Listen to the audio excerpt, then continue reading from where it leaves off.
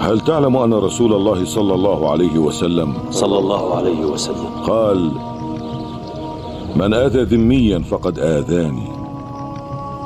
وكان من آخر ما أوصى به قوله: أوصيكم بأهل ذمتي. أو تدري ما معنى الذمة عند العرب؟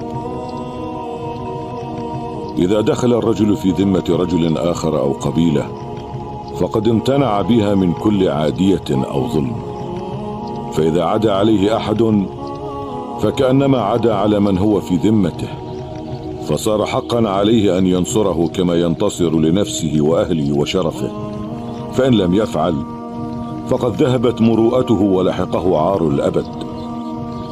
وهذه ذمة الرجل أو العشيرة، فكيف بعهد وذمة الله ورسوله التي أعطيناكم إياها؟ فمن عدا